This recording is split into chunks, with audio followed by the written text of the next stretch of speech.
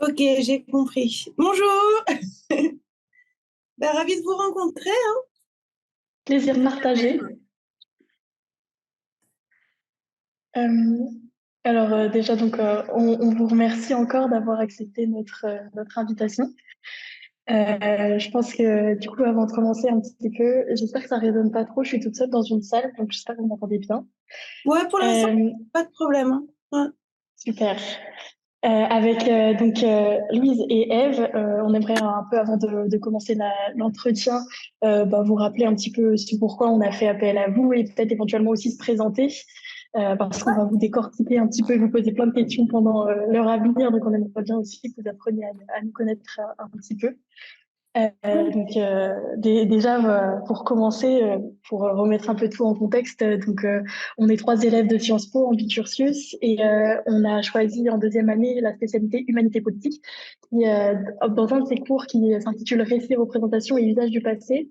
On utilise l'histoire, on essaie d'étudier un petit peu comment on va utiliser notre passé dans les sociétés contemporaines, quel est le regard que l'on porte, dans quel régime d'historicité on se place, comment on va utiliser un petit peu notre histoire dans la politique pour légitimer pas mal de sujets, etc. Et donc, on doit rendre une enquête, un travail final à la fin pour justement montrer comment on comprend cet usage de notre passé aujourd'hui dans nos sociétés contemporaines. Et toutes les trois, on a décidé de travailler sur la façon dont on va utiliser la mythologie grecque, les déesses, les héroïnes grecques, euh, pour notre féminisme contemporain, comment elles vont devenir des figures emblématiques d'empowerment, comment elles peuvent réussir à nous aider dans la lutte contre le patriarcat aujourd'hui, notamment en mettant en perspective ces femmes qui sont des figures puissantes dans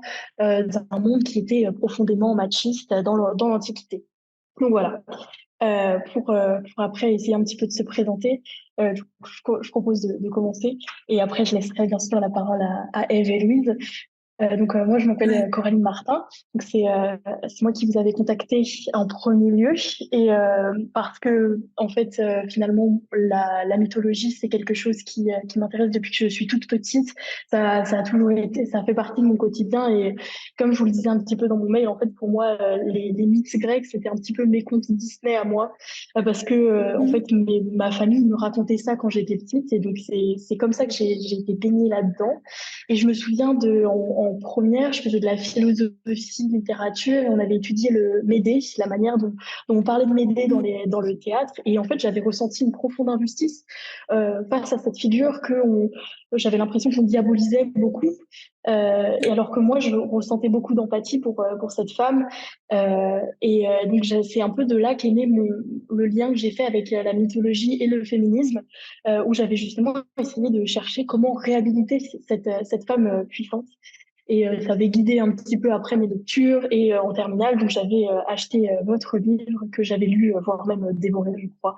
Euh, Justement que j'avais beaucoup aimé la manière dont on pouvait vraiment se ressaisir de ces mythes pour en faire des outils féministes et puis pouvoir les brandir un peu ces héroïnes déesses dans notre quotidien. Donc voilà, je n'en dis pas plus, je laisse éventuellement mes camarades continuer.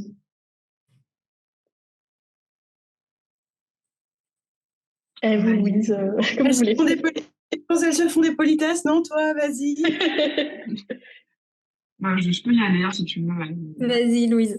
Ouais. Alors, personnellement, je vais travailler sur une enquête qui, de manière générale, examine les usages du passé dans le cadre du féminisme contemporain. Et je voulais travailler sur des figures de femmes, voilà, avant tout. Et donc, je pense que ici, on va travailler sur des usages très divers de nombreuses figures de femmes. Donc, voilà. Je suis un petit peu moins passionnée, sans vouloir vous vexer, de mythologie, mais j'ai très hâte de m'y mettre, justement. Ce sujet me permet et va me permettre de découvrir beaucoup. J'ai avant tout côtoyé jusque-là la mythologie dans les œuvres de fiction parce que dans les années 2000, Ouais. 2010, la mythologie était beaucoup utilisée dans les œuvres de fiction. Donc voilà. Ouais. Et Je, lesquelles? tout ce qui est, je sais pas, Percy Jackson, même Ouais, Hunger Games d'une ouais, ouais. certaine façon. Donc voilà. Ok, ok. Et bah, du coup, moi, bonjour. Moi, je m'appelle Eve. Bonjour. Je suis vraiment ravie de vous rencontrer. Et donc, moi, j'étais vraiment très intéressée par la mythologie déjà dès le collège. En effet, j'ai été sensibilisée assez tôt à la mythologie. Euh, Quand cette enquête m'a été proposée, alors c'est Coraline qui est venue vers moi et qui m'a dit tu voulais un peu parler des usages du passé dans le féminisme. Et en effet, elle m'a proposé de travailler sur la mythologie grecque et j'ai trouvé gréco-latine et j'ai trouvé ça vraiment pertinent, en effet, de m'interroger sur la manière dont ces mythes qui étaient nés dans un terreau quand même qu'on pourrait dire éminemment patriarcal, machiste, pouvaient être utilisés par le féminisme et transformés. Et du coup, c'était ces usages-là que je voulais questionner, leur pertinence, leur légitimité. Voilà, donc je suis vraiment ravie de travailler sur ce sujet qui me stimule énormément. Et, euh, et voilà, voilà pour moi. Du coup, Ok. peut-être que je vais vous laisser à présent vous présenter et peut-être nous dire pourquoi vous êtes vous spécialisé dans la mythologie gréco-latine et féministe. Enfin, Ok, ok. Alors, moi de mon côté, ah bah tiens, je vois qu'il n'y a plus la caméra. Tiens, hop, voilà. Euh, alors, moi de mon côté, en fait, donc la mythologie, c'était vraiment, c'est un peu toute mon enfance, je pense, comme bon, bah, au moins deux d'entre vous. Et c'était mes lectures. D'abord, ça a été mes récits quand j'étais enfant, parce que mes deux grands-parents, comme je suis la génération d'avant, étaient des enseignants et des passionnés de latin et de grec. Et donc, ils me racontaient ça quand ils me gardaient, vous voyez, si j'étais malade ou si j'étais chez eux. Enfin, voilà. Ça en est venu à ça. Et j'ai commencé à lire ces textes façon mythes et récits de l'Antiquité. Mais à mon époque, il y avait qu'un tout petit truc qui ressemblait un petit peu à un dictionnaire hein, qui a été fait qui est très bien d'ailleurs, hein, qui a été fait par une Madame Hamilton. Je crois que je l'ai encore. Hein. Est-ce que je l'ai encore? Je l'ai encore. Tuc, tuc, tuc. Il doit être par là dans ma bibliothèque. Je regarderai si je l'ai, je vous le dirai. Je l'ai peut-être passé à ma fille aussi, vous voyez. Et, euh, et donc, j'avais cette chose-là, et c'était traduit de l'anglais, et je trouvais que c'était bien, mais ça manquait vraiment de poésie. Voilà. Et il y avait ça, et puis, du coup, un petit peu plus âgée, j'ai voulu, mais vraiment à tout craint, apprendre le latin et le grec, parce que j'aimais bien lire, pour pouvoir lire les textes dans leur vraie langue. Bon, alors ça m'a pris pas mal de temps, vous voyez, parce que c'est quand même des langues, puis un enseignement qui est pas facile, parce que donc, déjà à mon époque, quoi, il manque toujours des profs, des ceci, des cela, donc j'ai dû faire ça à moitié au collège, au lycée, un petit peu par moi-même. Et je continuais donc d'essayer de lire et de traduire ces textes. Et en fait, dans ces lectures et ces recherches, ce qui me fascinait, c'était la variété des modèles féminins. Quand j'étais adolescente, bon, bah, comme tout le monde, hein, je cherchais un peu des points de repère. Et je trouvais que, je sais pas, c'est les hasards de la génétique, hein, mais j'avais pas beaucoup d'atomes crochus ou de similarités vis-à-vis des autres femmes de ma famille, à la fois physiquement et intellectuellement. Et puis donc, du coup, je cherchais vraiment des modèles un petit peu ailleurs. Et j'ai pas eu tellement longtemps à chercher, ça n'a pas été cause de souffrance du tout, parce que en fait, j'avais toutes ces héroïnes et ces déesses de la mythologie qui étaient là et qui sont restées en fait finalement tout au long de ma vie, parce que ce qui est formidable dans ces figures mythologiques, c'est que elles correspondent à plein de moments, à plein d'âges de la vie et à plein de situations différentes et très particulières. Quand vous voyagez, quand vous vous demandez comment vous allez construire votre vie, si vous voulez vous marier, si vous voulez pas vous marier, si vous voulez participer à des aventures, quand vous avez des enfants, quand vous devez éduquer des enfants, ou au contraire si vous n'en avez pas. quand vous êtes une mère, quand vous êtes une épouse, quand vous êtes ni l'un ni l'autre, quand vous préférez les femmes, quand vous avez des amants. Enfin, je dis pas que j'ai fait tout ça, hein, mais je veux dire, il y a un panel de figures et de situations très, très variées. Vous êtes une vieille femme aussi. Et donc, c'est ça que je trouvais fascinant. Et puis surtout, mais ça faisait du bien, quoi. Enfin, vraiment, elles m'ont aidé, je vous dis, elles m'ont aidé à me construire, à grandir et dans des situations difficiles, j'avais toujours ce point de repère et cette possibilité de penser à ces héroïnes-là. Et donc, je vous ai dit que j'avais commencé à apprendre le latin et le grec et ça m'a menée dans toutes mes études, en fait, parce que voilà, j'ai passé l'agrégation, je suis allée à l'ENS, enfin, dans l'autre ordre, classe prépa, ENS, agrégation, tout ça. Et puis après, comme dans mon métier d'éditrice, ça a été ce qui m'a permis de faire des livres et de trouver tout ce que je voulais faire. Donc en fait, elles ont guidé un petit peu toute ma vie. Voilà. Et à l'occasion de ce que je vous dis, d'essayer de lire les textes dans leur langue, par-delà le fait que lire une texte, enfin, je ne sais pas si vous avez eu l'occasion de faire du latin et du grec dans vos études, mais par-delà le fait de lire un texte qui a été écrit il y a si longtemps, qui est une expérience humaine bouleversante, voilà, d'être au contact d'un esprit et d'une voix qui a vécu 15 ou 20 siècles avant. Enfin, c'est vraiment une expérience magnifique, quoi. Et par-delà ça, je trouvais que il y avait dans la manière de les rendre et dans la manière de les traduire énormément de fausseté, pas volontaire, mais qui était là quand même, parce que et là, c'est l'histoire de la réception, et je pense que ça rejoint de manière très intéressante vos études d'histoire, là, dans le cadre de votre cursus. C'est qu'en fait, on est tributaire de son époque, et quand vous avez une traduction qui a été faite par un occidental dominant blanc du 19e siècle, il a beau être tout à fait amoureux du latin et du grec, sa traduction va en garder quelque chose. Voilà. Et des fois, ça fausse entièrement la réception du texte. Voilà. Donc, on se retrouve face à des textes, et en tant qu'éditrice, moi je le vois, hein, les traductions vieillissent finalement beaucoup plus vite que les textes originaux.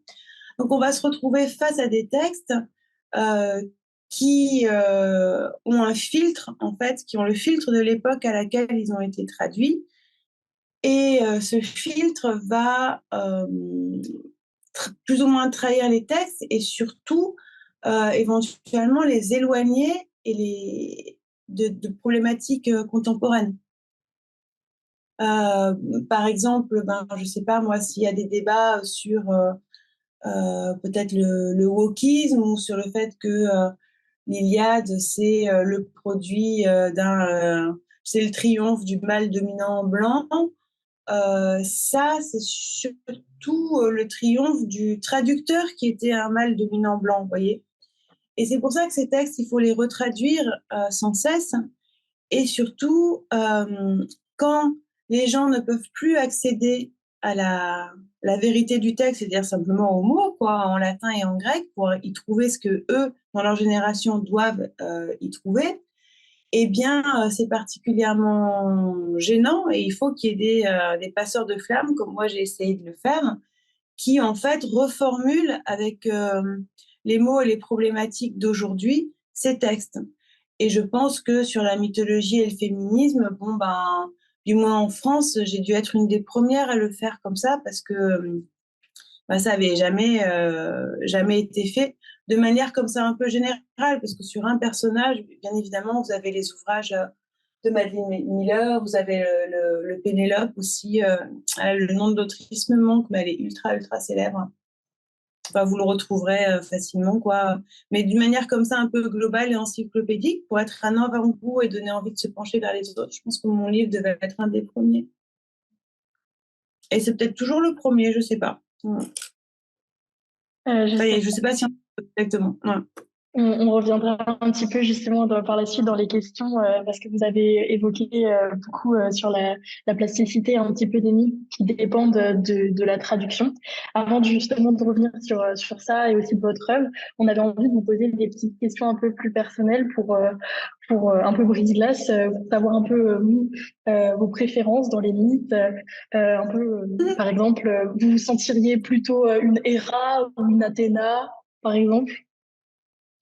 Alors, ça, justement, ce qui est fascinant, c'est que ça varie de manière très, très différente aux différents moments de la vie, puis au moment je dois dire, de la progression intellectuelle, parce que justement, Héra, vous voyez, moi, j'avais reçu l'éducation. Alors, Héra, c'est la femme jalouse, elle est toujours en colère. C'est le cliché, quoi, de l'épouse acariâtre. Et puis, on va dire, quand j'ai un petit peu plus réfléchi, voilà, un peu plus réfléchi, puis surtout que j'ai senti, que je l'ai senti sur moi, le patriarcat. Parce qu'en fait, jusque-là, vous voyez, dans les études que j'avais faites, ces études littéraires et tout, il n'y avait pas trop enfin voilà, j'avais pas de plafond de verre ou choses comme ça. En revanche, quand moi-même je suis devenue mère et que j'ai eu des enfants, je l'ai bien senti et je pense que c'est à ce moment-là que je suis devenue féministe, voilà, très profondément. Et donc, sur Héra, j'avais cette image un peu de la femme en colère et tout. Et puis après, quand j'étais un peu plus intellectuellement, on va dire, forte, je me suis dit, mais après tout, c'est bien la colère aussi. Et puis, je me suis mis à relire les textes. Et puis, je me suis dit, mais en fait, on dit que Héra, c'est la jalousie qui la pousse et tout, etc. Mais elle n'est pas du tout jalouse. Elle est simplement, elle est déesse du mariage. Et donc, ce que fait Zeus, bah, c'est simplement aller contre ses prérogatives de pouvoir. Donc, quand elle punit, quand elle met en colère et tout, c'est une colère qui est juste et surtout c'est l'exercice de son pouvoir et de son statut à elle parmi les autres divinités. Voilà. Et en plus, je pense qu'il y a aussi un tabou sur la colère féminine. Alors, les femmes, il faudrait qu'elles soient jamais en colère, qu'elles aient les yeux baissés, qu'elles parlent en chuchotant comme ça et tout. Et pas le droit de se fâcher, sinon tout de suite c'est traité soit de mégère acariâtre, soit d'hystérique. Alors, c'est quand même il y a vraiment des codes, je pense, à revoir. Peut-être dans vos générations, vous les avez déjà reçus. Donc voilà. Donc ça pour dire qu'aux différents moments de ma vie, ça évolue. Et puis en plus, les grandes déesses, que ça soit Artémis, Aphrodite, je pense que j'ai un culte, moi, vraiment très pour Aphrodite, en fait, parce que je pense que c'est elle la plus puissante, finalement, des déesses.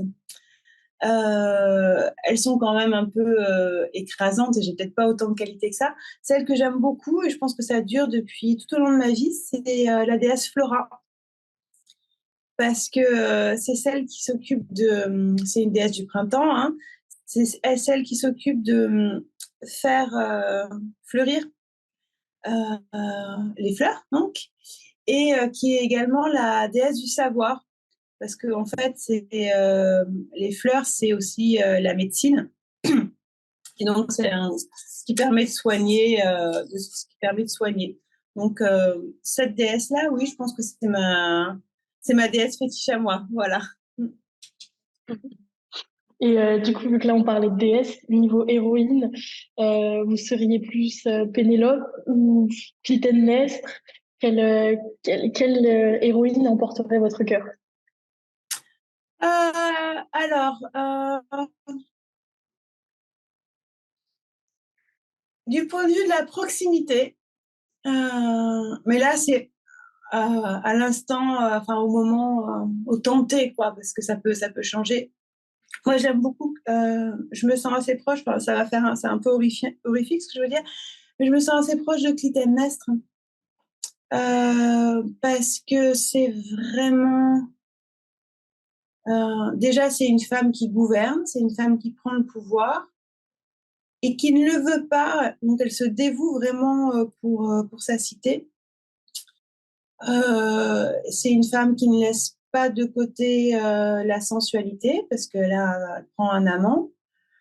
Et c'est une femme qui fait respecter la justice et qui venge sa fille parce que, en fait, je trouve que c'est trop oublié le fait que Agamemnon, comme un je sais pas quoi, mais enfin bon, il accepte quand même de sacrifier sa fille, Iphigénie.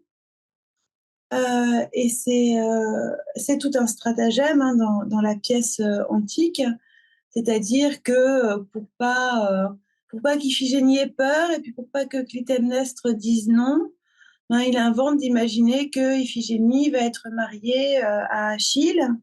Et donc Clytemnestre, elle arrive avec sa fille pour fêter un des plus beaux jours de la vie de sa fille, puis un des plus beaux jours de la vie de maman, quoi, quand vous donnez, vous laissez partir votre enfant et puis vous le voyez heureux et tout. Et puis là, elle s'aperçoit que sa fille, en fait, elle va être tuée devant tout le monde pour être sacrifiée.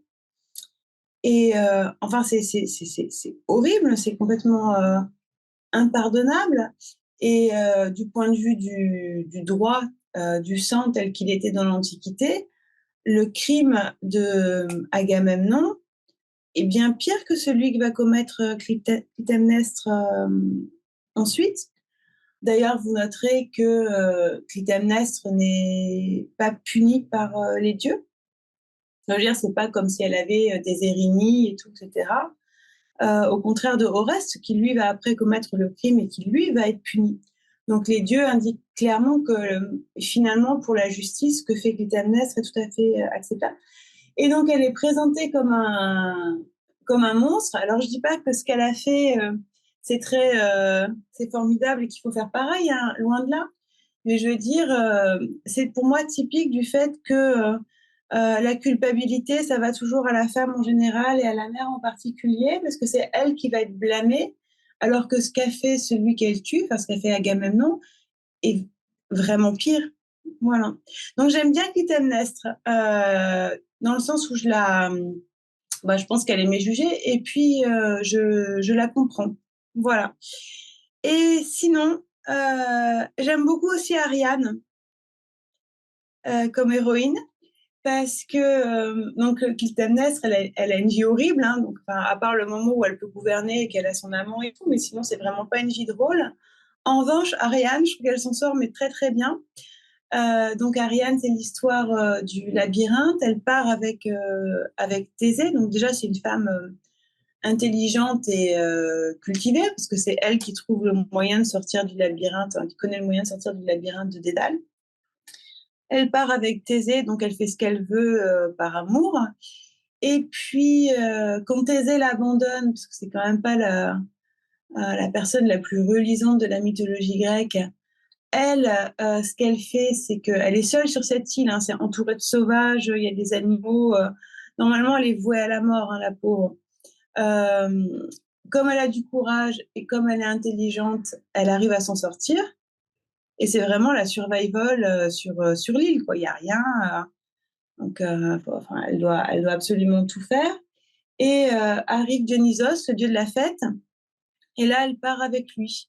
Donc, je pense qu'elle a aussi un très beau destin, et ça fait partie ça fait partie des héroïnes qui deviennent des déesses.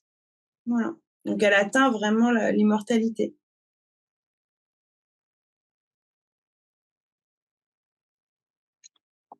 Alors, encore un petit peu dans cette idée de mieux vous connaître, est-ce que peut-être vous pourriez nous confier quel est votre mythe préféré et pourquoi? Après, vous venez déjà nous parler de si vous en Ouais, avez un préféré. c'est vraiment... Ouais, c'est dur parce qu'en fait, encore une fois,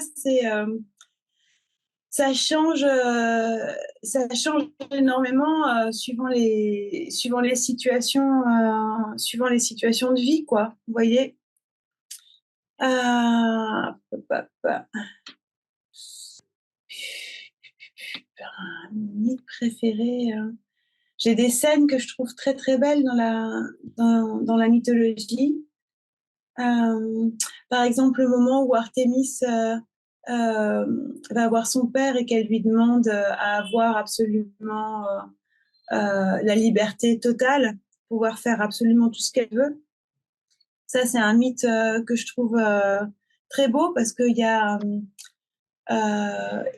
il y a le fait que des fois, on se sent un peu, comment dire, engoncé, prisonnier de situation, alors qu'en fait, il suffirait de parler et de dire clairement les choses pour obtenir ce qu'on veut. Donc, c'est une incitation à la prise de parole et à la franchise, quoi, que je trouve vraiment très, très belle. Après, j'aime beaucoup aussi, mais ça, c'est le passage d'Homère aussi qui est splendide. J'adore l'histoire de Circé. Parce que c'est un mélange de beauté, de gravité et d'humour dans le texte d'Homère qui est vraiment superbe. Moi, je le raconte un petit peu dans le livre. C'est le moment où il y a Ulysse et ses compagnons qui arrivent et ils sont devenus, enfin, ça fait des semaines, hein, voire des mois, qu'ils errent en Méditerranée. Ils ont vu des monstres et puis avant, ils ont fait 10 ans de guerre et tout. Donc, ils sont vraiment quasiment retournés à l'état sauvage, enfin, au moins à l'état de barbare. Et c'est l'île de Circé, telle qu'elle est décrite par Homère. Enfin, c'est vraiment l'île paradisiaque. Il y a des beaux animaux, il y a un jardin absolument somptueux. Elle est en train de jouer de la musique et de chanter. C'est absolument délicieux. Et puis, il y a cette armée de soudards, hein, qui arrivent bruyamment, qui font un bruit de fou. Et elle les invite quand même à leur table, elle leur donne l'hospitalité, et puis ils commencent à se servir, à se conduire comme des goujats. Et donc, ce qu'elle fait, en fait, c'est qu'elle les transforme en porcs, mais en fait, elle les transforme en ce qui sont, enfin, la manière dont ils se sont conduits vis-à-vis d'elle. Ça, je trouve ça très drôle. Voilà. J'aime aussi beaucoup la réception qui en a été faite, parce que, alors, du coup, comme elle fait ça, comme elle se moque d'eux, en fait. Et, la réception sur le mythe de Circé, ça va être la femme vénéneuse, dangereuse et tout. Je trouve ça très drôle. En plus, Circé, c'est quelqu'un qui est absolument indépendant, qui est une déesse, qui est immortelle, qui vit sur son île. Quand elle veut un amant, elle en prend un. Quand elle veut une amante, elle en trouve une aussi. Enfin, je veux dire, elle a besoin de personne, quoi.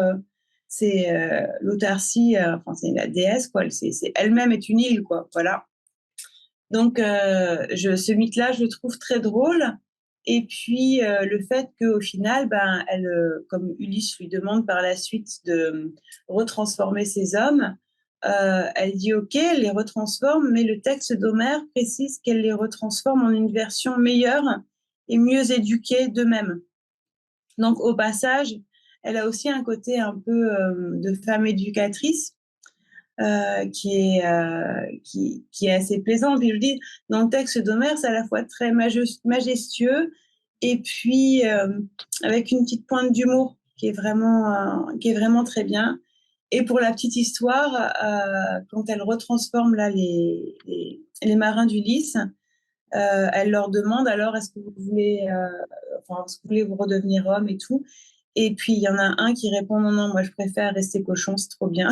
Je préfère rester dans la boue. Voilà. Mais ça, c'est pas dans le texte d'Homère, c'est dans un texte par la suite, un texte de Plutarque. Alors, merci beaucoup pour vos réponses. Donc, on a un peu compris d'où venait votre attrait pour la mythologie grecque. Maintenant, on va vous interroger un peu plus sur votre ouvrage et sur les intentions, les messages ou peut-être la manière dont vous l'avez écrit aussi. Comment est-ce que vous avez procédé pour l'écriture de votre ouvrage? Comment vous avez choisi vos héroïnes? À qui vous le destiniez? Et, est-ce qu'il y a des héroïnes qui vous ont posé problème? Enfin, est-ce que vous pourriez un peu nous présenter la manière dont vous avez réfléchi votre ouvrage? Oui, en fait, ça venait. Tout ça est venu du fait que je faisais une chronique. J'ai un site internet, hein, qui s'appelle La vie des classiques. Et dessus, je faisais une chronique qui s'appelait Miroir, mon beau miroir. Et donc, c'était en fonction de l'actualité, je renvoyais à un mythe auquel l'actualité me faisait penser.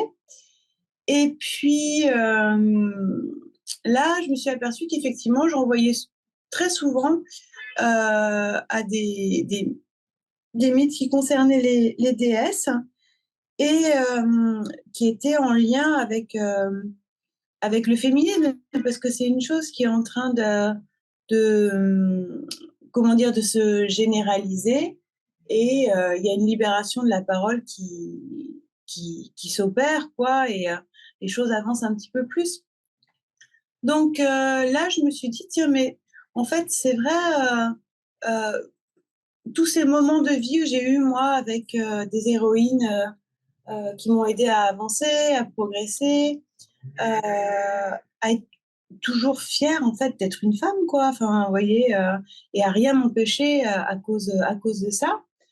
Je me suis dit que c'était quelque chose qu'il fallait partager, et j'en ai d'autant plus senti la nécessité que je vois bien qu'il y a de moins en moins de gens qui peuvent lire les textes comme moi je l'ai fait. Et que du coup, moi, vraiment, je suis vraiment fan de mythologie, du latin, du grec, c'est vraiment mon univers, tout ça. Et je pense que ça a énormément de choses à nous apporter, parce que bah, comme c'est avant la période, on va dire, chrétienne, c'est des manières de penser qui sont radicalement opposées des nôtres. Nous, qu'on le veuille ou non, on est vraiment formatés de cette civilisation-là, ce qui a des avantages, bien sûr. Mais la pensée grecque, elle est complètement hors de nos cadres, et donc du coup, elle est très très enrichissante parce qu'elle nous fait voir les choses d'une manière radicalement différente. Voilà. Donc je me rendais bien compte que ça, bah, on était de moins en moins à pouvoir penser ça.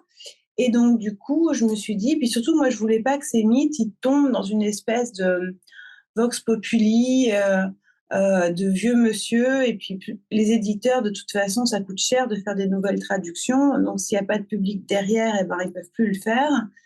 Donc je me suis dit qu'il fallait, que c'était le moment, quoi, et qu'il fallait raconter tout ça. Et j'en ai parlé comme ça à une éditrice, et puis qui n'était pas du tout branchée spécifiquement latin-grec, vous voyez. Et je m'attendais à ce qu'elle me dise ouais, mais enfin bon, ça s'adresse à une élite et tout, machin et tout ça. Et en fait, non, mon discours l'a complètement convaincue. Elle m'a dit ah, mais je veux absolument ce livre. Et bon, à l'origine, elle travaillait en plus pour une maison où c'était pas du tout ce genre de centre d'intérêt. Donc, elle a vraiment été, je pense, très convaincue et donc convaincante pour le faire accepter. Et donc, du coup, j'ai écrit ce livre-là. C'est comme ça que ça s'est passé.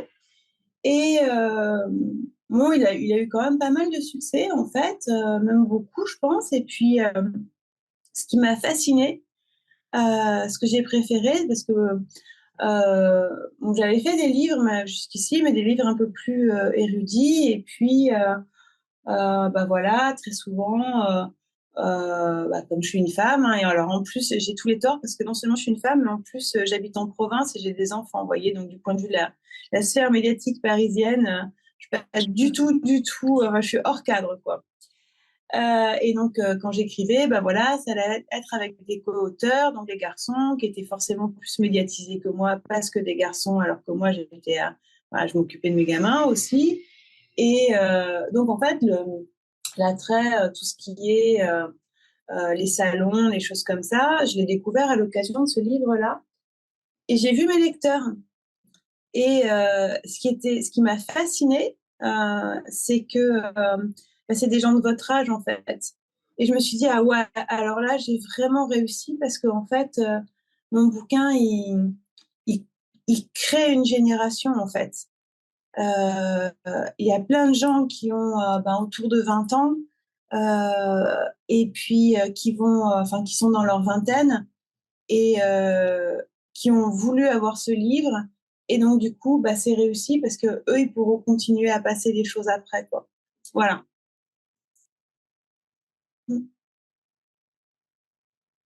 Ok, merci beaucoup. Alors juste, on vous avertit que là, il y a un temps restant. On est sur une réunion qui a une durée limitée, donc on vous renverra un lien pour se reconnecter parce qu'on n'a pas la version Zoom Ouais, en bien sûr. entier, mais je ne sais pas si on a le temps d'enchaîner sur une question suivante.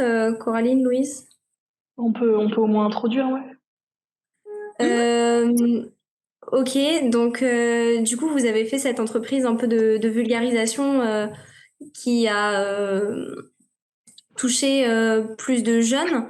Euh, Votre avis sur la vulgarisation historique, enfin, quel est votre avis? Est-ce que vous pensez qu'il n'y a pas un risque que du coup, ce soit un peu délétère par rapport à la compréhension de la complexité des mythes, comprendre qu'à l'origine c'était une lecture plutôt patriarcale et qu'aujourd'hui on devrait en avoir une lecture un peu plus ouverte à toutes les sensibilités? Euh, alors, je pense qu'il est important ces textes. La mythologie, ça a une particularité, c'est que euh, par rapport à d'autres textes, d'autres œuvres qui là sont beaucoup plus fermées. Souvenez-vous, ou alors je vous l'apprends parce qu'il n'y a pas de honte à pas savoir non plus, c'est que les mythes, c'est une parole à l'origine, mythos. C'est pas quelque chose qui est fixé dans un texte. Les auteurs de l'Antiquité sont ceux qui nous ont euh, donné, porté à comprendre ces textes, mais chaque auteur réinterprète le mythe. Et le mythe, si vous voulez, il existe en dehors du créateur, de l'auteur, et il appartient à tout le monde. C'est voilà, le récit de quelqu'un qui va vous raconter le soir à la veillée ce mythe, et chacun va y ajouter sa petite touche, vous voyez. Il va y avoir des touches, on va dire, locales, quand il va s'agir de relier un grand mythe à une histoire qui est très locale. Euh, un auteur de théâtre, par exemple, comme, je sais pas moi, Euripide, lui, il centre généralement les choses sur des personnages féminins. Donc, il va rassembler tout ce qu'il connaît des mythes pour écrire une pièce qui va s'appeler Médée et ou Iphigénie, et ça va devenir pour nous le mythe de Médée ou Iphigénie, mais l'histoire, en fait, existe ailleurs. Voilà. Donc ça, c'est un phénomène, c'est quelque chose de très important et qui est spécifique à la mythologie. Donc, je veux dire, moi, ce dont je parlais dans le livre, c'était des mythes. J'allais m'appuyer sur certains auteurs que je retraduisais et tout, mais j'irais pas à faire une lecture, m'amuser à faire une lecture féministe d'une œuvre qui existe par ailleurs, qui a un auteur et qui est fermée. Ou alors, si je le ferais, ça serait dans le cadre justement pas d'une vulgarisation, parce que je voudrais pas qu'on garde que ça de l'œuvre, mais ça serait dans le cadre d'un article de recherche, d'un cours, ce genre de savoir. Mais j'irai pas mettre un point final là-dessus. Vous voyez? Ça serait dans le cadre d'un essai, d'une recherche, d'une proposition de lecture. Voilà. Le mythe, c'est particulier. Le mythe, lui, il a besoin, en fait, qu'on le fasse parler et que chacun y mette sa touche. C'est dans son ADN, si vous voulez. Donc, ce que j'ai fait pour la mythologie, je pense pas qu'il faille le faire pour tout, déjà, une première chose. Ensuite, sur la question de la vulgarisation, euh, alors, faut pas confondre. Ouais, non, non, ce que j'étais en train de dire justement sur la vulgarisation, je pense qu'il faut pas confondre, voilà, la vulgarisation et l'air du temps. Voilà, il y a des problématiques qui vont être agitées dans les médias, pour lesquelles les journalistes vont essayer de faire passer des savoirs. Ça, c'est de l'information, voilà, à base de synthèse, éventuellement d'un travail de recherche, euh, mais de court terme. Euh, pour faire de la vulgarisation, eh bien, euh, ça nécessite un certain nombre un certain nombre de qualité, il faut être passionné par une chose, voilà, vouloir la transmettre et surtout avoir énormément étudié avant, si vous voulez. Parce que si ce n'est pas le cas, d'une part, vous pouvez commettre des erreurs et tout, et puis vous ne pouvez pas avoir confiance dans le... Parce que c'est difficile de rendre les choses simples. Un sujet comme la mythologie, honnêtement, c'est pas forcément le truc le plus difficile à rendre simple parce qu'il y a l'histoire et que le substrat justement de la narration fait que tout de suite ça intéresse parce que l'histoire est bien, quoi. Bon, mais pour vous donner un exemple, moi pour la mythologie, je suis le nez dedans depuis que j'ai 4 ans. Ça ne m'a jamais quittée. J'ai fait mes études pour pouvoir connaître ces langues, des études assez longues. J'ai commencé une thèse sur la mythologie. Je travaille dans une maison d'édition. Je passe ma journée. Je suis entourée des livres de Homère, Apollonios. J'ai toutes les sources sous la main avec la capacité de pouvoir les lire. Et donc, et il y a une forme de nécessité qui est là, profonde, avec ce que je vous disais, que comme ces langues ne sont plus guère enseignées, plus guère connues, c'est quelque chose, un savoir qui va potentiellement se perdre, quoi, ou qui va être faussé. Donc, si vous voulez, il y a une forme d'urgence aussi là-dedans. Et donc, je pense que la passion, la crainte de l'extinction, parce que là, c'est vraiment ça. Et puis, la connaissance, il faut ces 3 qualités-là pour faire de la vulgarisation. Voilà. Enfin, ces 3 qualités. Ces 3 capacités. Voilà, c'est plutôt ça. Donc, c'est beaucoup. Voilà.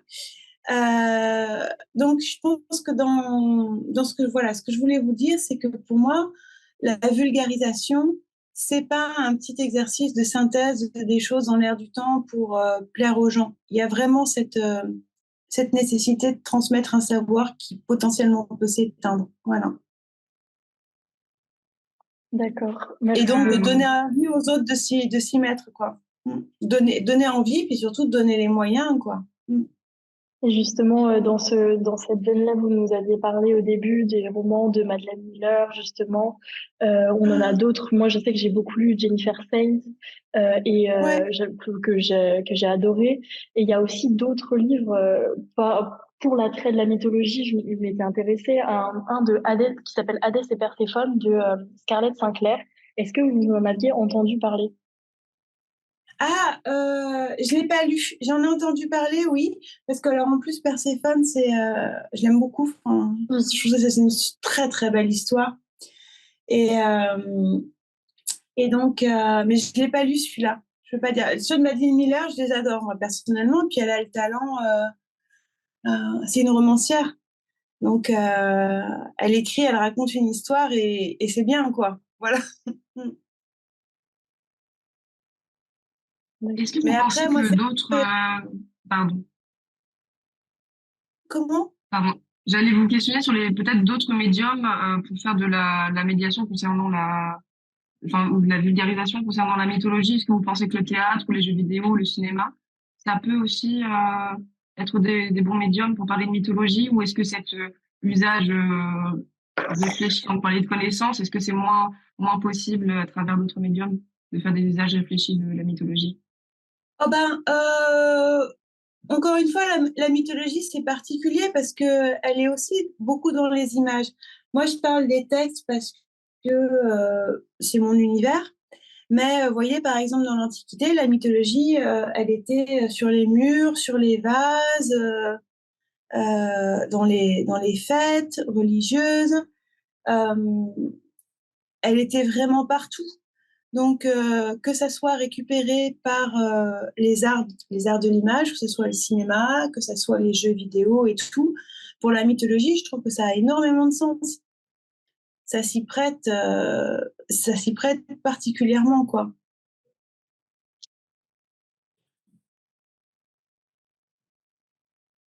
Et j'aime mieux, en fait, les mouvements de création, de reprendre un personnage, de reprendre un mythe, que d'adaptation. Vous voyez, il y a eu beaucoup d'adaptations, cette génération bien avant nous, quoi, d'adaptations de cinéma de Jason, voire de l'Iliade et de l'Odyssée. Et là, bon, bah, il y a le problème de la transmission, en fait, que quand vous avez une œuvre qui est écrite, bon, ben, sa puissance a été faite pour une réception écrite.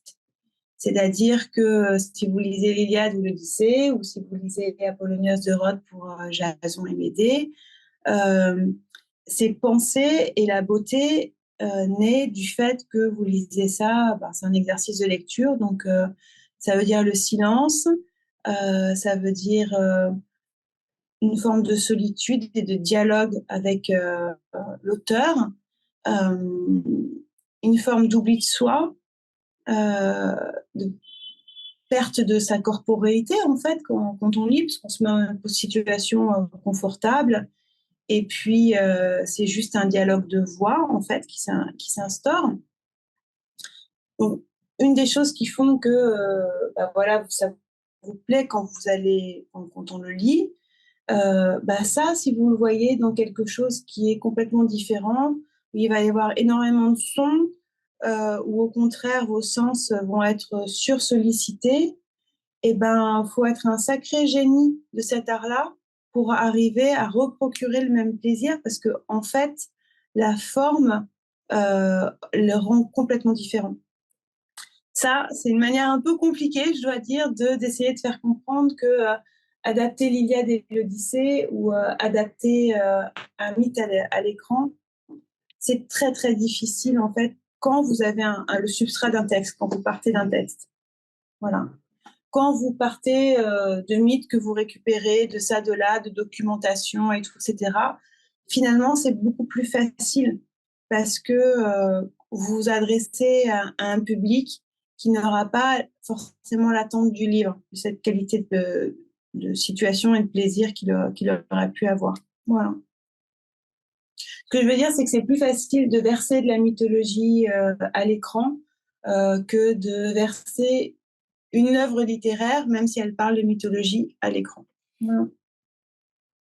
À l'écran ou aux écrans, hein, parce que ça peut être tout à fait pour le jeu vidéo aussi.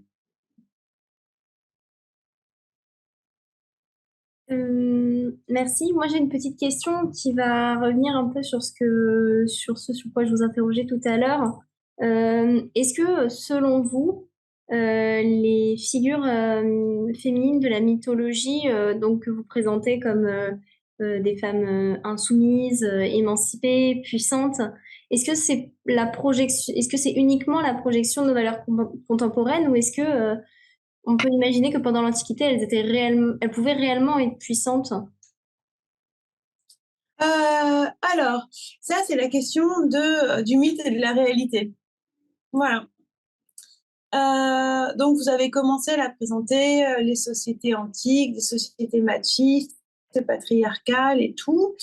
Je ne pense pas, et il y a une belle phrase de Yourcenar là-dessus, je crois que je la cite au début du livre,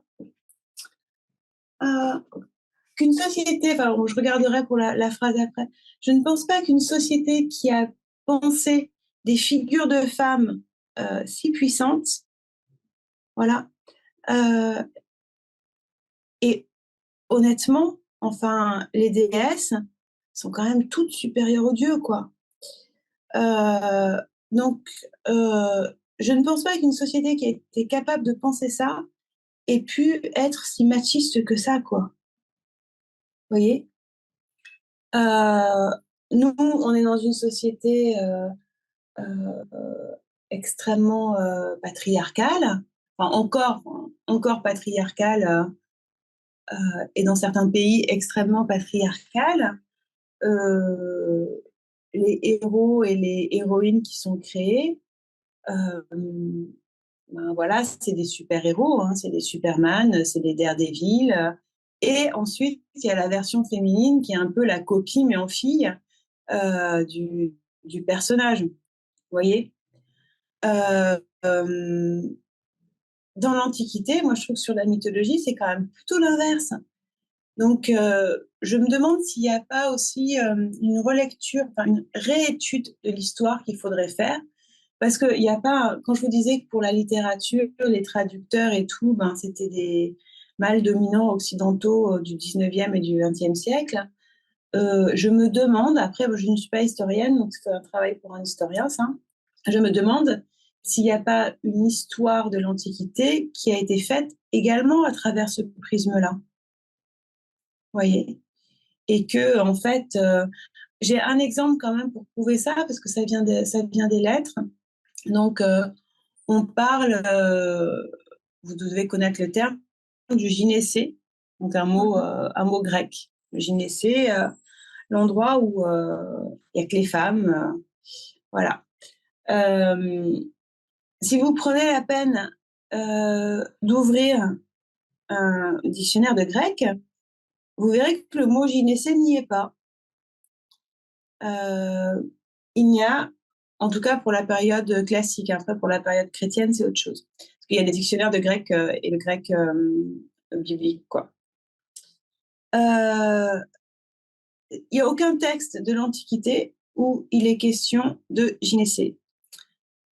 Le seul texte, le premier texte qui évoque le gynécée, c'est dans un ouvrage d'un auteur latin, donc longtemps après, qui s'appelle Vitruve. C'est un traité d'archéologie, pardon, c'est un traité d'architecture, c'est un texte très très important pour penser la ville, les maisons et tout. Et donc, il parle de la maison grecque. Et en fait, Vitruve dit, dans la maison grecque, il y a la pièce où les femmes se réunissent il y a la pièce où les femmes vont filer, qui s'appelle le gynécée.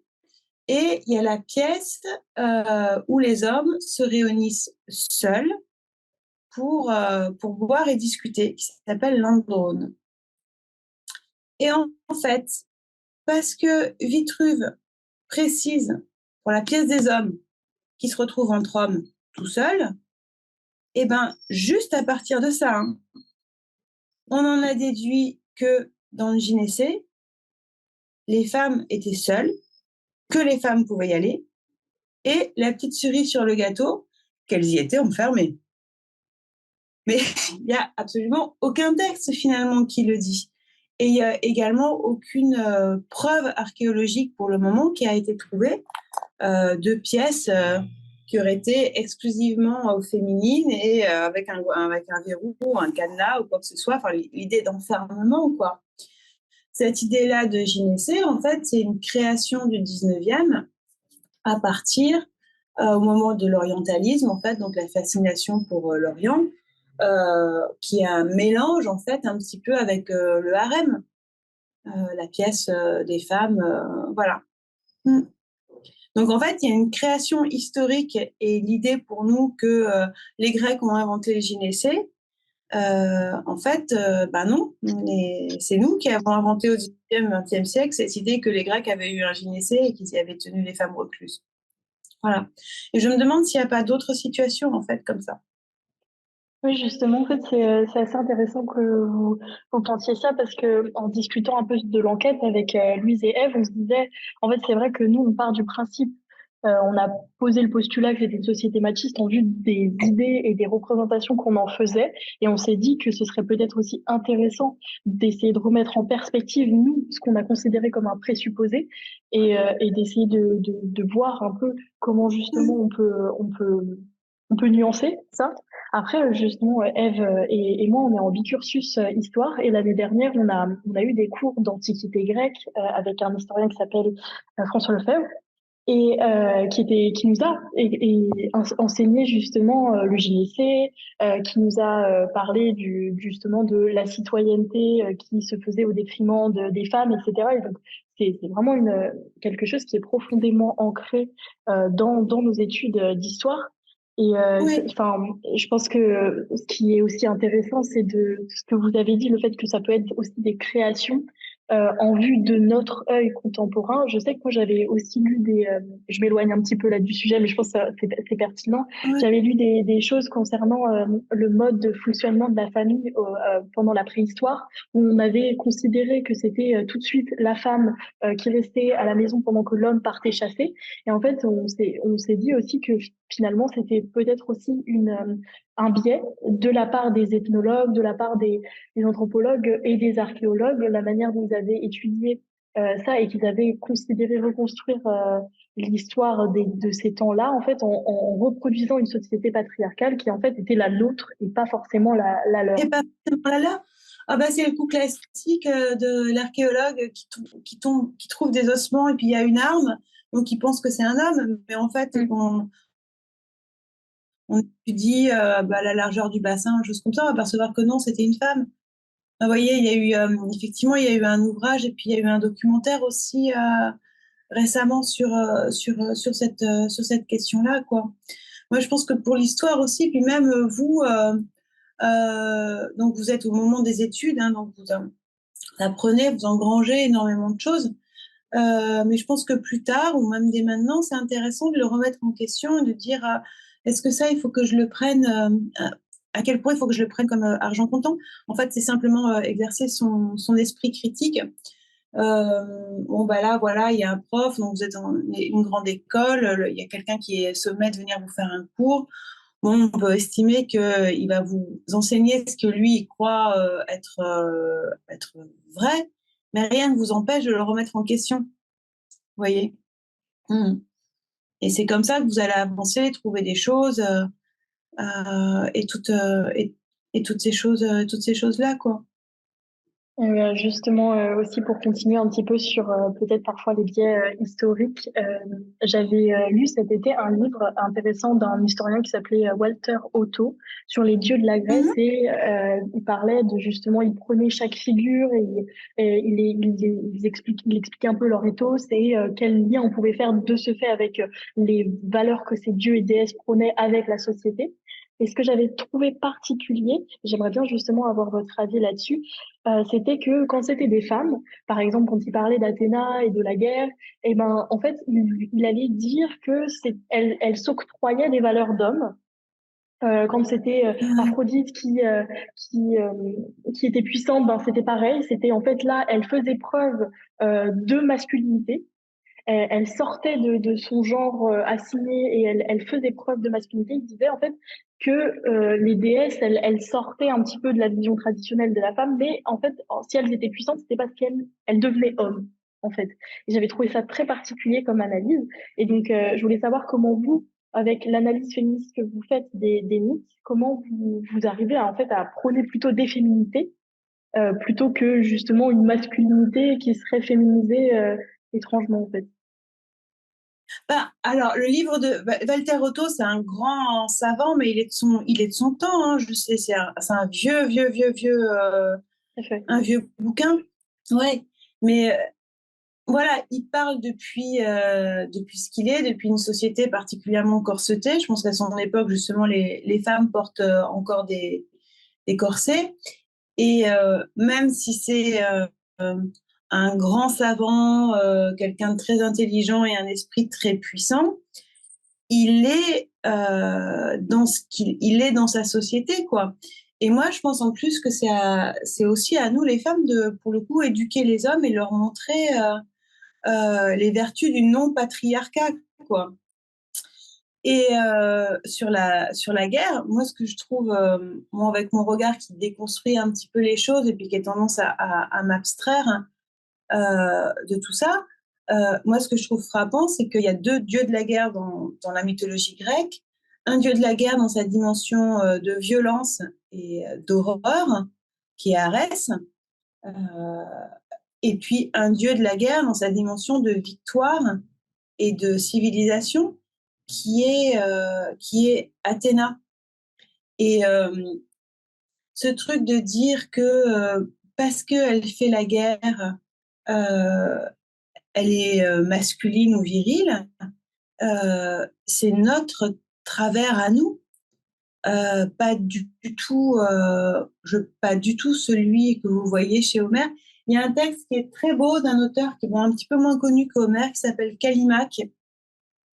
Et en fait, il raconte quand Athéna revient d'un combat et qu'elle va se baigner. Et donc, elle revient et elle est pleine de poussière, de sang, elle a toutes ses armes et tout. Et elle les défait et elle se lave et tout ça. C'est un texte extrêmement sensuel et féminin. Vous voyez, c'est le moment de la toilette et tout. Et pas un instant, elle est qualifiée de virile, Athéna, quoi. Mais jamais. Voilà. Donc, je pense que c'est largement le fait que on n'arrive pas à accepter l'idée que on n'arrive pas à sortir de notre cadre patriarcal qu'on a construit, ou alors on en sort, mais de manière très difficile, quoi. Moi, je trouve que c'est le patriarcat en général qui est. Je pense que les choses vont progresser quand donc les parties masculines, les femmes aussi comprendront et transmettront que l'idée selon laquelle le patriarcat c'est mauvais pour les deux sexes, parce que en fait, l'éducation selon laquelle le garçon il faut qu'il soit on va dire, courageux, qu'il accepte de les sacrifier pour son pays, de se battre, et qui soit dans la réponse par la violence, et qui travaille énormément pour gagner de quoi nourrir la famille, franchement, c'est pas une existence enviable non plus, quoi. Vous voyez? Moi, je suis vraiment pour l'égalité de tous et la liberté de chacun. Voyez, et la répartition des tâches suivant ce qu'est une personne et ce qu'est un individu. C'est pour ça que je trouve, après moi je le vois de l'extérieur, hein, mais je trouve que dans les familles homoparentales, souvent c'est plus facile parce qu'en fait chacun se positionne, quand il y a un enfant qui arrive, chacun se positionne vis-à-vis de ce qu'il est, de ses capacités, de ses goûts et tout. Et c'est plus facile finalement de trouver sa place quand on est dans des couples hétéros comme c'est mon cas. Mais en fait, chacun doit lutter contre les stéréotypes qui lui ont été donnés, en essayant en plus de pas les transmettre. Mm. Et un petit peu dans cette même veine, nous, on s'est intéressé au cours de nos recherches, par exemple, sur un ouvrage de Muriel Césac qui est sorti il n'y a pas très longtemps, qui, Ouais. elle, a une relecture et qui propose également une relecture des mythes grecs et latins et qui va plutôt différer dans votre approche en présentant plutôt les femmes de la mythologie grecque comme des femmes qui vont venir peut-être confirmer ou renforcer les stéréotypes de genre. Alors comment on peut concilier ces relectures? Est-ce que vous pensez que peut-être Muriel Césac est prisonnière d'une vision patriarcale qu'il faudrait du coup renforcer pour dire que les femmes sont bien à leur place et qu'elles doivent être fières de l'être? Enfin, comment vous pensez que toutes ces relectures finalement peuvent se Ah, dialoguer? ah, bah, elle a le droit d'avoir l'opinion. Je suis pas sûre qu'elle soit latiniste et helléniste. Je suis pas sûre qu'elle soit allée voir les textes. Vous voyez? Je sais qu'elle a une œuvre d'écrivaine et de poète. Enfin, c'est vraiment une créatrice, une grande créatrice. Euh, je ne sais pas à quel point, pour faire ces ouvrages-là, elle a, elle a pris la peine de lire sans les ornières et tout, et sans les traductions, de lire ses textes. Alors, ça veut dire que peut-être qu'en se détachant du contexte historique, elle aurait davantage plaqué ses conceptions à elle. Ouais, sa conception de créatrice à elle, je pense. Ouais. C'est assez Je pense intéressant, pas qu'il y justement. ait, je pense pas qu'il y ait beaucoup de bibliographie, surtout beaucoup d'approches des textes derrière, et c'est bien normal, hein, comme c'est quelqu'un, ben, voilà, c'est une écrivaine, un créateur et tout, elle dit ce qu'elle a à dire, elle va pas forcément faire un travail de recherche. Elle, Mm. euh, enfin, dans son œuvre qui s'appelle L'Odyssée des femmes, justement, en fait, c'est marrant parce que elle l'a sorti récemment et vous concluez votre livre avec une conclusion qui s'appelle L'Odyssée des femmes. Et donc, je me suis demandé à un moment s'il y avait un lien éventuellement entre vous deux, mais je crois comprendre que non, du coup. Ben, je la connais, si, je la connais, je l'ai rencontrée dans plusieurs salons et euh, je sais pas à quel point le livre que j'ai écrit lui a donné envie d'écrire le sien. Vous voyez, c'est possible aussi. Ou c'est peut-être sa réponse à elle, à ce qu'elle a lu, à ce qu'elle a lu dans mon livre. Hum, alors, j'aurais éventuellement une autre question, puisque en plus vous semblez vraiment attaché au fait de relire les textes par exemple, moi j'avais lu les héroïdes d'Ovide qui proposent malgré tout de donner la parole à des Hmm. héroïnes et comme on n'avait pas forcément eu l'occasion avant, mais c'est aussi une vision de montrer des femmes au destin tragique, ce sont des femmes vraiment qui pleurent l'absence de leur homme, leur héros, tout ça. Et en fait, je voulais savoir, du coup, avec cette relecture souvent qu'on a de ces femmes qui se construisent au détriment des hommes, parce qu'elles ont subi une perte, par exemple Ariane qui se fait abandonner par Thésée, puis Hmm. Médée qui se fait abandonner par Jason. Comment, en fait, avec cette vision souvent un peu de la victime, on arrive à faire sortir ces femmes qui deviennent puissantes, en fait. Euh, alors, le texte des héroïdes, il est vraiment super, hein. Il est aussi super mal traduit, malheureusement, parce que moi, je suis persuadée qu'Ovid, c'est un féministe, hein. Si vous lisez, par exemple, L'Art d'aimer, c'est un des premiers textes qui s'adresse aux femmes et qui leur dit euh, euh, qu'il faut qu'elles prennent, que dans l'amour, il faut qu'elles cherchent leur plaisir. C'est le premier texte qui parle d'orgasme féminin dans l'Antiquité latine, vous voyez. Donc, et qui ont fait le nerf de la guerre pour une femme. C'est pas de trouver un mari, c'est de prendre son pied, quoi. C'est quand même vraiment souvent différent. Donc voilà. Ensuite, toujours pareil pour les héroïdes, euh, ils présentent ces femmes à des moments critiques de leur existence et comment finalement elles s'en sortent. Parce que, je ne sais pas si vous vous souvenez, mais il y a la lettre de Pénélope et puis après, il y a la réponse, il y a la réponse d'Ulysse.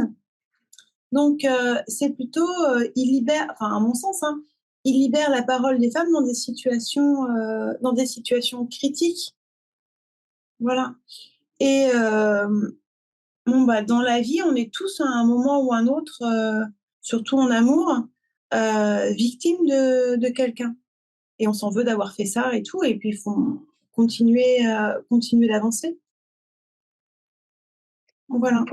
Pour vous, parce que, enfin, je trouve que c'est souvent pourquoi on se souvient de ces héroïnes. Je trouve que dans l'imaginaire populaire des gens avec qui je suis autour, ils se souviennent des héroïnes justement par leur abandon des hommes. Et donc pour vous, malgré ça, on arrive quand même à faire advenir. C'est qu'un moment de leur vie et ces femmes, elles ont quand même fait beaucoup plus et on peut les voir pour ça. Oui, mais là encore, c'est vraiment une histoire de comment la mythologie est racontée et comment elle est véhiculée. Je sais pas si on reprend tout à l'heure Ariane. Bon, ben, Ariane, qu'est-ce que vous allez raconter d'elle? Qu'est-ce que vous voulez transmettre? Est-ce que vous voulez transmettre, elle est abandonnée sur une île, ce qui est généralement ce qu'on transmet, mais qui est vraiment qu'une infime partie de son histoire. Est-ce que vous voulez transmettre c'est une femme intelligente qui a appris à Thésée comment sortir du labyrinthe. C'est une femme courageuse et intelligente qui est arrivée à survivre toute seule sur une île. C'est une femme qui est devenue une déesse et c'est une femme qui est devenue en plus la déesse de la fête, quoi. Donc je pense qu'elle a dû avoir une belle vie. Donc, vous voyez, la question se pose de qu'est-ce qu'on transmet et qu'est-ce qu'on retient. De fait, c'est vrai, et c'est souvent lié aux tragédies de Racine, avec cette idée renforcée par le stéréotype 19e de la femme victime, le stéréotype romantique.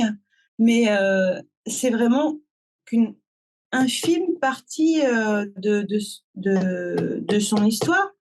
Et c'est à nous de faire passer le reste, parce que c'était pas du tout. Dans l'Antiquité, Ariane, elle est surtout connue pour le fait, Ariane et Dionysos, en fait, c'est le couple modèle dans l'Antiquité. Voilà. Donc c'est un dieu et une déesse qui s'aiment et qui font la fête. Donc c'est ça le modèle du couple antique. Et qui n'ont pas d'enfants aussi. Alors, ouais. Très très ouais. Très très loin de la pauvre Hélène abandonnée sur la plage. Hein. Enfin, la pauvre, pardon, Ariane abandonnée sur la plage. Donc les stéréotypes, c'est à nous de lutter contre, en fait, hein, simplement. J'aurais une petite question concernant du coup la portée de votre ouvrage. Est-ce que vous pensez avec votre livre faire œuvre d'histoire? Ça, c'est l'histoire qui verra, j'en sais rien. Moi, peut-être que dans 5 ans, on n'en parlera plus, ou au contraire, il continuera. Hein. Ça, je ne peux pas. Plus dans le sens, est-ce que vous pensez contribuer à une certaine écriture de l'histoire? Enfin, aujourd'hui, on a beaucoup de courants historiographiques qui viennent montrer d'autres aspects de notre société. Et du coup, peut-être que votre livre s'inscrit aussi dans cette continuité d'écriture différente de l'histoire. Donc, si vous pensez en cela contribuer à la connaissance historique. Oui, à une forme de prise de conscience, mais de prise de conscience historique, mais philosophique aussi. C'est la particularité de la mythologie, c'est que c'est vraiment ça absorbe énormément de domaines de réflexion. Donc ça peut être effectivement la psychologie, la construction de soi, la philosophie, la vision du monde, ça peut être la politique, la société, quelle place donner à chacun. Et puis ça peut être l'histoire, comment on regarde les figures du passé. Et c'est la question là pour le coup, c'est effectivement une question proprement historique. C'est surtout qu'est-ce qu'on retient et qu'est-ce qu'on transmet de notre passé.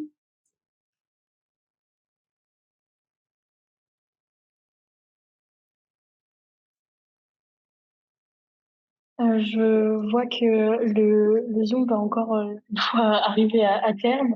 Peut-être que Oui.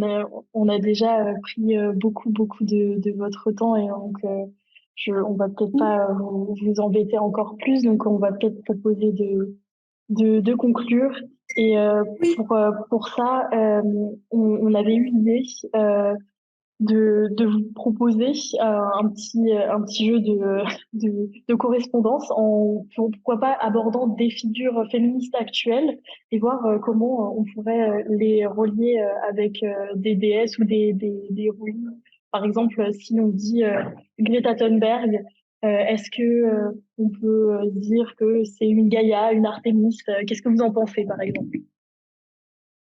Alors moi, Greta Thunberg, pour moi justement, c'est un peu, c'est pas le plus évident, mais pour moi c'est une Junon, enfin c'est une Héra, parce que c'est la colère et la sainte et saine colère juste quoi.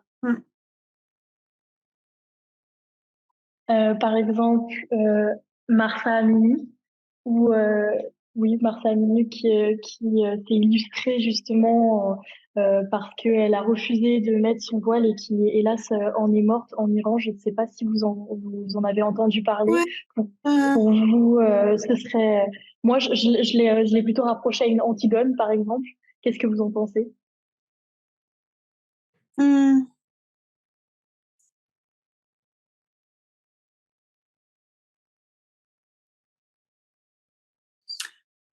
Oui, Antigone ou pour une déesse peut-être.